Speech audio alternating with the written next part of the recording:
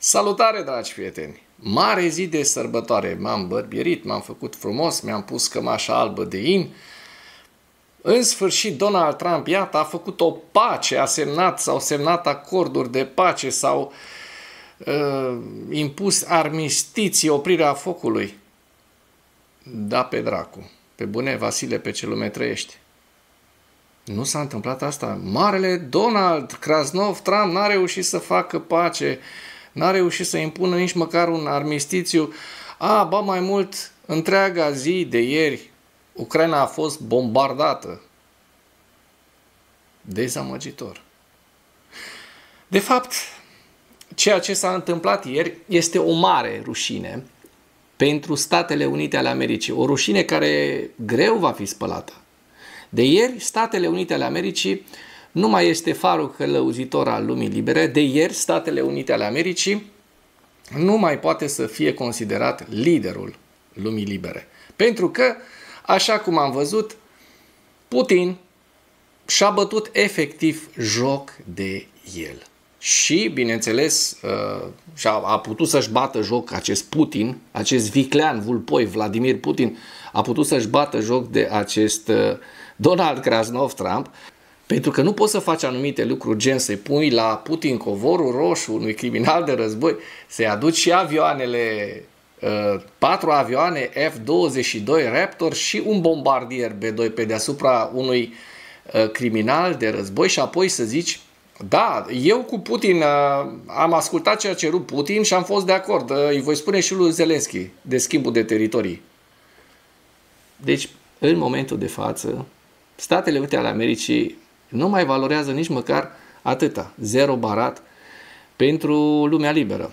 Adică o să vedeți reacțiile internaționale, nu doar la vârful celor mai înalte state, o să vedeți și reacțiile societăților civile, o să vedeți în următoarele zile și cum toți se vor spăla de Putin, așa se vor lepăda de Trump, am vrut să zic, de Putin trebuia să se lepe de Donald Trump, dar din păcate ei sunt făcuți din același aluat. Și atunci Putin a fost marele câștigător din această întâlnire de la Anchorage. Am văzut și niște proteste, manifestații de susținere pro-Ucraina, peste 1000 de manifestanți. Da, să nu o mai ținem așa la scurt, hai să intrăm direct în miezul problemelor. Pentru că astăzi avem foarte, foarte mult de lucru în următoarea jumătate de oră. Cel mai jenant moment, Trump și Putin s-au întâlnit pe covorul roșu și și-au dat mâna. Bineînțeles că am văzut că Trump l-a primit în aplauze pe Putin la o bază militară din Anchorage, Alaska, unde discuțiile între ei au durat aproximativ 3 ore. Mă întreb ce or fi discutat. Putin o fi cerut teritorii ucrainene și Krasnov o fi dat din cap așa inteligent. Mă întreb care este opinia ambasadorului, fostului ambasador american în România, Adrian Zuckerman, care l-a tot apărat pe acest Krasnov, ba mai mult a și cerut demisia purtătoarei de cuvânt a guvernului României, Ioana N. Dogioiu. Rușinică, domnule ambasador, fost ambasador Adrian Zuckerman. M-am uitat la dumneavoastră cu respect până în momentul în care a cerut această demisie a unei jurnaliste pentru opinia liberă, pentru delict de opinie. Bun, pe 15 august, ieri, adică avioanele lui Trump și Putin au aterizat la baza militară din Anchorage, Alaska. Liderii au coborât simultan din avioane și au pășit pe covorul roșu. Cei doi lideri s-au salutat reciproc cu o strângere de mână. Trump chiar l-a aplaudat frenetic pe Putin. Adică câteva zeci de secunde. Urât. După cum scrie Associated Press, când Trump și Putin și-au dat mâna, avioanele de vânătoare F-22 Raptor și bombardierele B-2 au zburat deasupra lor. Păi hai să vedem cât poți să fii de prost să îi organizezi unui criminal urmărit internațional o asemenea paradă, costisitoare de altfel, destul de scumpă. Iată, cele 4 avioane F-22 Raptor și B-2 pentru Putin, pentru un criminal de război. Jurnaliștii l-au întrebat pe Putin dacă va înceta să ucidă civili, la care acesta a răspuns cu un gest: nu habla englez. Cu toate că înțelege. Nu a înțeles, n-a auzit. Fie că nu înțelege engleză, fie că n-a fost auzit. Liderii au urcat apoi în mașină, unde, potrivit presei rusești, a început o conversație informală. Anterior, secretarul de presă al lui Putin, Dmitri Peskov, a declarat că negocierile dintre Trump și Putin ar putea dura în total 6-7 ore. N-au durat decât 3 ore. Așa, secretarul de stat american Marco Rubio și trimisul special Steve Witkoff stau lângă Trump, în timp ce ministrul rus de externe Sergei Lavrov, care ieri a venit cu CCCP-ul, adică cu URSS-ul, da, pe pullover, și Yuri Ushakov stau lângă Putin. Jurnaliștii au fost escortați afară din încăpere, iar liderii Statelor Unite și Rusiei nu au răspuns la nici una dintre întrebări. La nici una, absolut nimic. N-au răspuns nada, nici măcar 3 ore n-a durat această întâlnire, mai precis 2 ore și 45 de minute. Dar hai să vedem ce mai zic și celelalte voci care vorbesc și scriu despre războiul din Ucraina. Radu Hosu spune: Putin a îngenunchiat Statele Unite ale Americii. Aici aveți un întreg articol, vă las un link în comentarii. Așa. Marco Badea: Putin 1, Trump 0. Trump n-a obținut nimic în legătură cu întâlnirea din Alaska, în ciuda declarațiilor sale goale.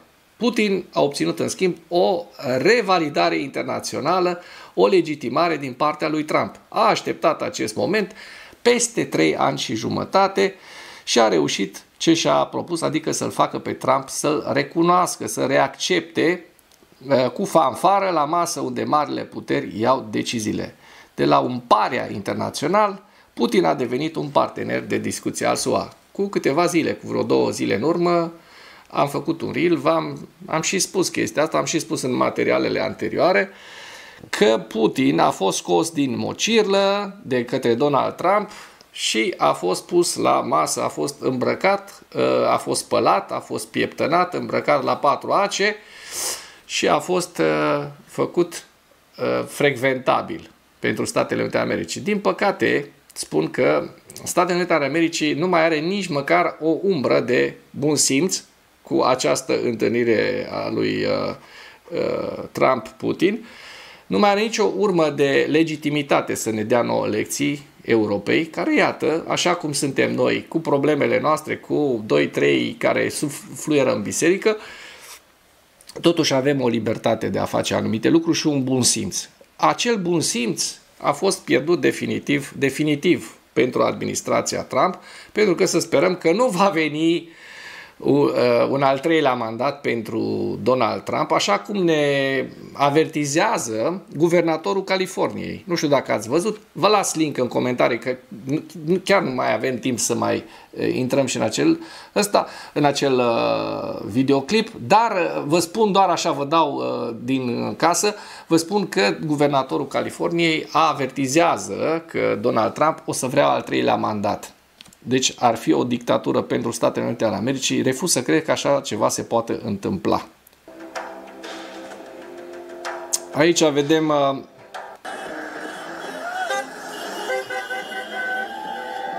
vedem cum a fost primit această întâlnire dintre Trump și Putin în Anchorage, da, în Alaska. O manifestație de susținere, ia uite ce scrie aici: Ucraina și Alaska nu vor fi niciodată, nu vor mai aparține niciodată Rusiei. O manifestație de susținere pentru Ucraina și poporul ucrainean, greu încercat. Un lucru foarte, foarte important. Trump spune că a fost de acord cu Rusia asupra schimbului de teritorii. Zelenski trebuie să-l accepte. De ce trebuie să-l accepte, băi, bătăușule, cabronule, berbecule, crasnave? De ce trebuie să le accepte? Că așa spui tu și ai învârtit niște avioane pe sus, pe acolo, pentru un criminal de război care are mandat internațional de arestare? Hai sictir, hai sictir, ești exact ca și același tip de bătăuș și de nenorocit ca și Putin. Ești din același aluat. Trump a anunțat, Krasnov Trump, că revenim la numele de Krasnov, am avut așa o mică pauză, nu o să mai fac confuzie, nu am avut nici atunci dubii prea mari, dar am zis, bă, hai să-i dau o perioadă de respiro lui Krasnov. Și, de fapt, s-a dovedit ceea ce mă așteptam să se întâmple. Am și, în urmă cu 2-3 zile, deja am și început să spun niște lucruri despre acești doi bătăuși, despre ce se va întâmpla. Am avut așa un pic de previziune. Nu că sunt eu mare prezicător sau mare vizionar, dar aici am nimerit-o cu ăsta. Deci ăștia doi au anunțat că au ajuns la un acord, acești doi bătăuși, la un acord de principiu. Deci Vladimir Putin a cerut un schimb de teritorii între Ucraina și Rusia și vede o șansă ca Ucraina să nu renunțe la un astfel de acord. Chiar sunt curios ce conține acel acord, că o să transpire până la urmă. Interviul cu gazda Sean Hannity a avut loc în sala de conferințe unde Trump se întâlnise anterior cu Putin. Deci este vorba despre un interviu al lui Trump cu televiziunea lui aservită, Fox News, imediat după conferința de presă în care Trump și Putin au refuzat să răspundă la întrebările reporterilor. În schimb, președintele SUA a ales să comunice cu o gazdă TV loială lui. În acest interviu, Trump a subliniat de mai multe ori că principala problemă acum este ca Ucraina să accepte acordurile la care au ajuns aceștia doi. Acești doi bătăuși, acești doi mincinoși, care, apropo, s-au întâlnit în Alaska, de teamă să nu vadă lumea cum îngheață apele când mint ei. În Alaska deja erau apele înghețate, acolo nu mai trebuia să se mai ascundă, au putut să fie ei înșiși. Ucraina trebuie să fie de acord, iar președintele Zelenski trebuie să fie de acord, a spus papagalul portocaliu, fără a specifica esența acordurilor. Acum aceasta este o chestiune, în primul rând, pentru președintele Zelenski, astfel încât acest acord de pace să se întâmple și, într-o anumită măsură, și pentru națiunile europene. Există șanse mari ca acest lucru să se întâmple, a adăugat papagalul portocaliu. Papagalul a numit acordurile care ar putea cauza problemele în aprobarea de către Ucraina, iar prezentatorul TV a clarificat dacă informațiile sale despre acest punct dificil erau corecte. Ar trebui să existe un schimb de teritorii, va exista mai mult teritoriu rusesc decât a fost, iar Ucraina ar trebui să beneficieze de măsuri de securitate care nu vor fi asociate cu NATO. Băi, deci un stat, Statele Unite ale Americii a fost garant al securității Ucrainei la predarea arsenalului nuclear ucrainean în 1992, după acordul idiot, după memorandumul idiot de la Budapesta, pentru că dacă Ucraina își păstra cele 200 și ceva de focoase nucleare, Rusia nu mai călca niciodată pe teritoriul ucrainean. Și nu era războiul de astăzi. Deci proștii, mă rog, Leonid Kuchma, președintele de atunci, a fost păcălit, să nu zicem proști, au fost de bună intenție, dar au fost păcăliți de Statele Unite ale Americii, de Marea Britanie și, bineînțeles, de Rusia, că și Rusia s-a oferit ca și garant al securității, dar vedem foarte bine că Rusia nu este un stat pe care să contezi când închei un agreement, o înțelegere. Așa că uite la ce s-a ajuns acum. Deci Ucraina ar trebui să plece și din teritoriile care le apără, așa zice Trump, fiind chestionat de către Sean Hannity, care i-a cerut lui Trump să clarifice dacă aceste informații erau corecte, dacă schimburile de teritorii, adică să plece ucrainenii din teritoriile lor. Donald Krasnov Trump a răspuns afirmativ. Am negociat exact aceste aspecte și, în esență, am convenit asupra acestor aspecte. Într-o mare măsură suntem foarte aproape de încheierea unui acord, iar Ucraina trebuie să fie de acord cu acest lucru, deși este posibil să spună nu, a spus papagalul portocaliu. Trump a evaluat posibilitatea încheierii unui acord ca fiind 50-50, adică jumătate-jumătate, și a relatat separat ce semnal i-ar transmite lui Zelensky în timpul unei conversații cu acesta. Fiți de acord cu acordul. Trebuie să încheiați acordul. Rusia este o mare putere. Ei, adică ucrainenii, nu sunt. Deși au soldați foarte buni și arme bune pe care le-am furnizat, a descris Trump, ce i-ar spune președintelui ucrainean. Bă, deci efectiv luă la victima, îi spui, băi, lasă-te bătut în continuare, nu mai lupta, bă, că oricum te bate ăsta, mai bine du-te în pana mea acasă, șterge smuci, spală-te de sânge și dispar din propria ta casă, du-te, budulește, dispar din propria țară.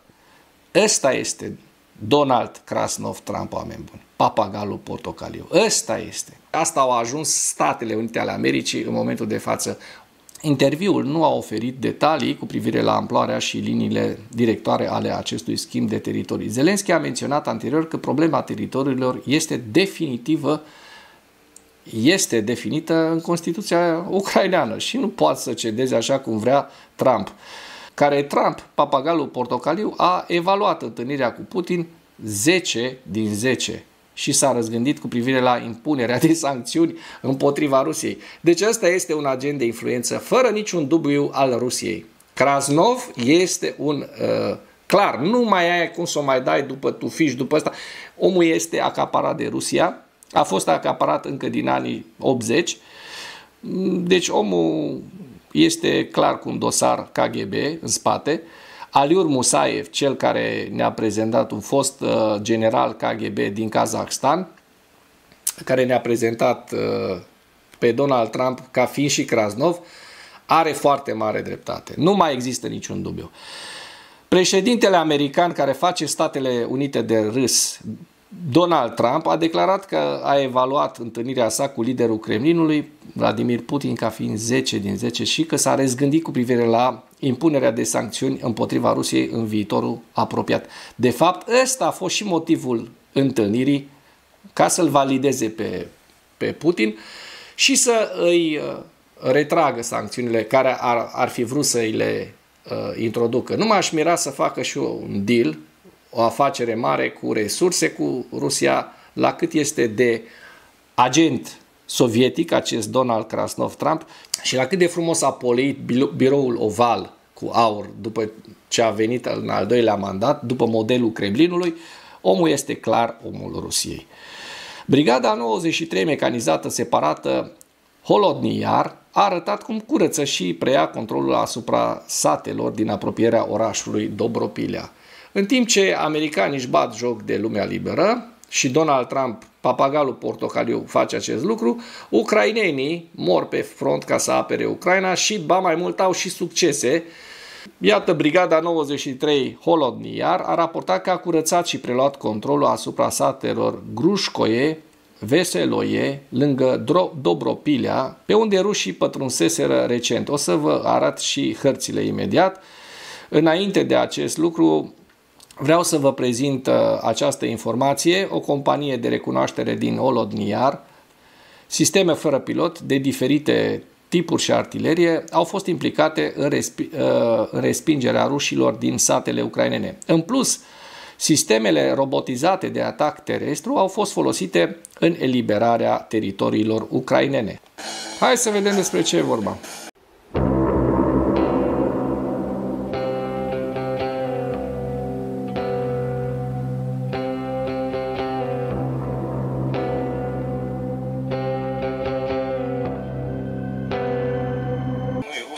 Iată, au prins și prizonieri. Au prins prizonieri, o să vedem la final lista, peste 300 de ruși morți, răniți și câteva zeci de prizonieri. Зачистили та взяли під контроль село Веселе 14 серпня 2025 року. Слава Україні! Героям слава! Русскими войсками РФ удался. Я в плену в 93-й бригаде. Слава Украине! Героям слава! Hai să vedem ce au pierdut rușii. Deep State, analiștii Deep State ne prezintă hărțile și vedem că forțele de apărare ucrainene au reușit să respingă pe ruși și i-au încercuit lângă Dobropilea. Și vedem despre ce este vorba Akușica. Forțele de apărare ucrainene au respins rușii lângă Rubejnoe, Zoloti Kolodiaz, Vesele, Voloni, Shakovi, Nikaronovka și Suhutske. Forțele de apărare ucrainene și mai ales vorbim aici despre corpul 1 al grupării Azov, a adăugat că în ultimele 3 zile, în zona defensivă a direcției Pokrovsk, forțele și mijloacele corpului 1 al brigăzii Azov, împreună cu unitățile adiacente și subordonate, au oprit înaintarea rușilor. Ca urmare a operațiunilor de căutare și lovire, următoarele așezări au fost curățate: Grușcoe, vi le-am povestit, nu le mai repetăm încă o dată, în plus Novodanivlove, Petrovka, Vesele, Zoloti Kolodeț.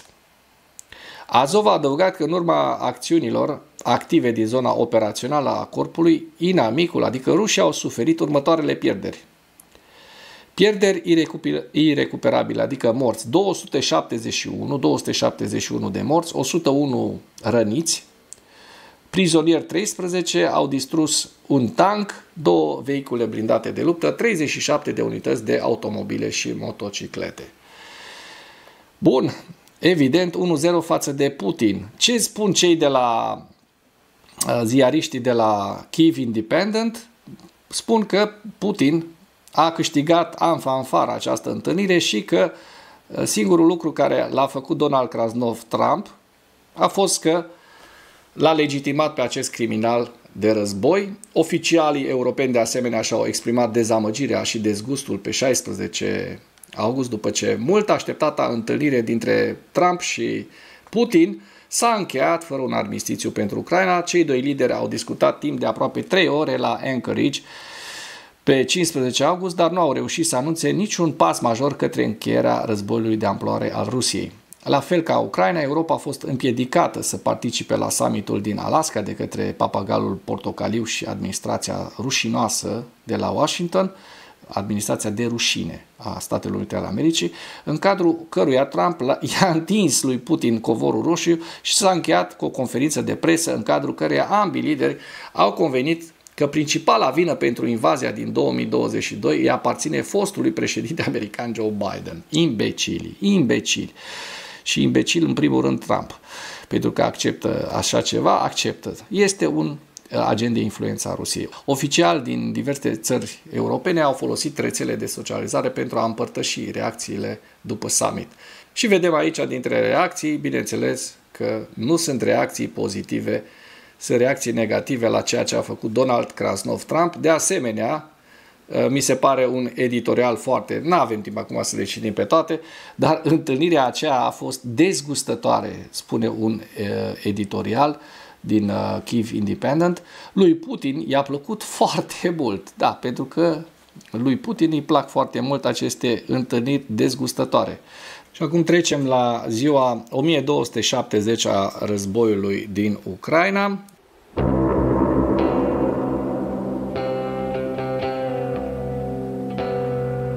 Vedem că rușii au pierdut în ultimele 24 de ore 1010 militari, 6 tancuri, 2 vehicule blindate de luptă, 42 de piese de artilerie și un avion, aș mai adăuga eu, care nu apare încă pierdut de ruși aici.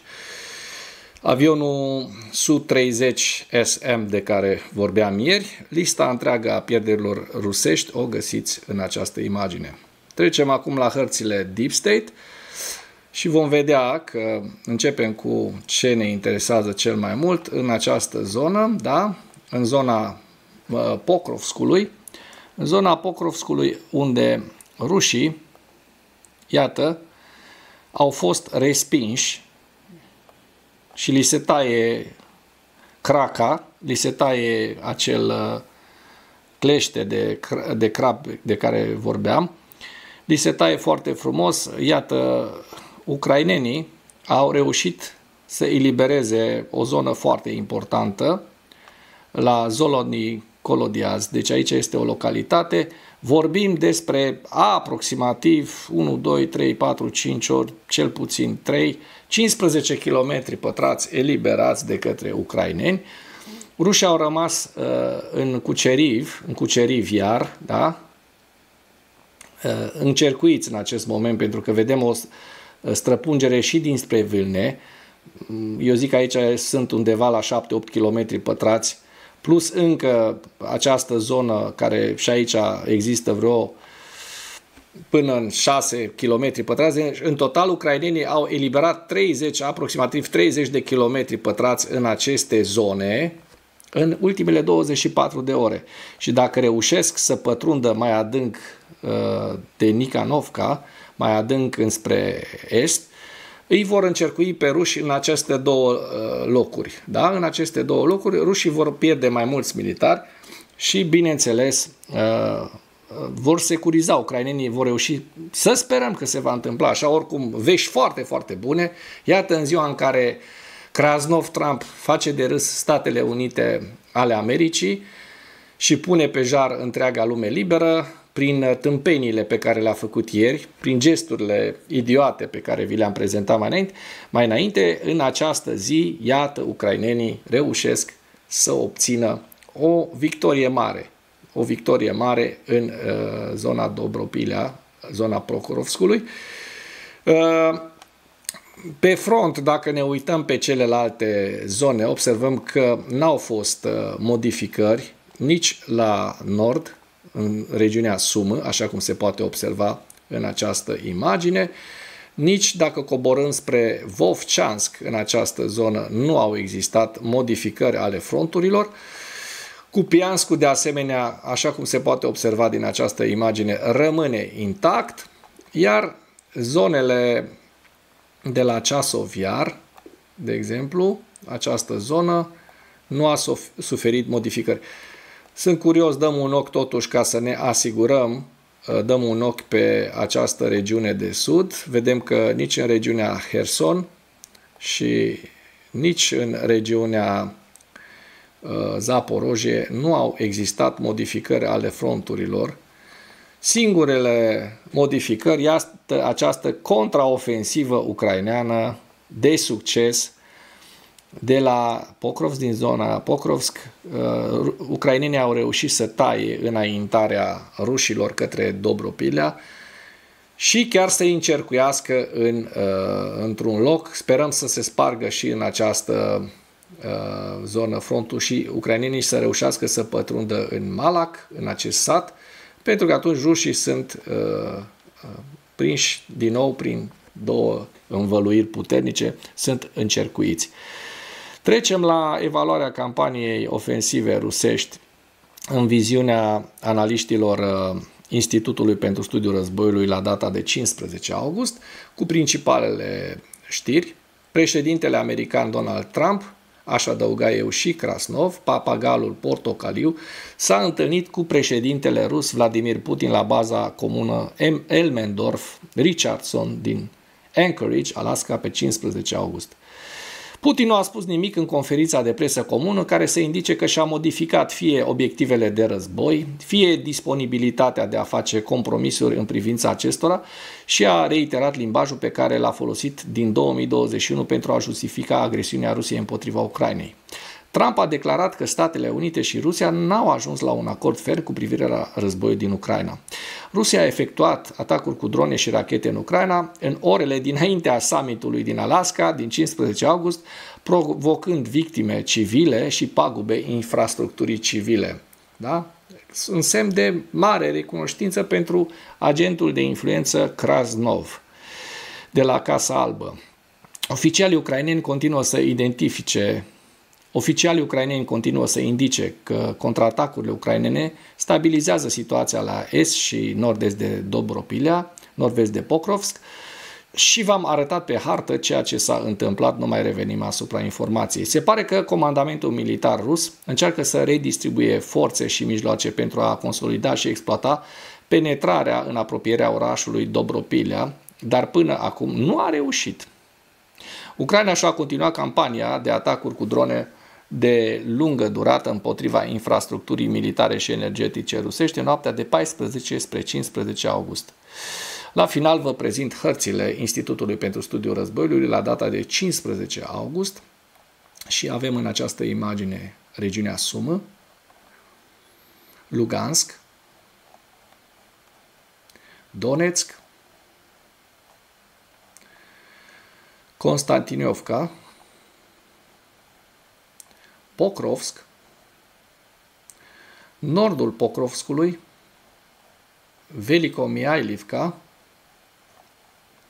Zaporojie și Herson. Și cu aceste ultime informații închei materialul nostru de astăzi, cu îndemnul, dacă ați găsit informații utile în acest videoclip, să nu ezitați să-l distribuiți pentru a ajunge la cât mai multă lume.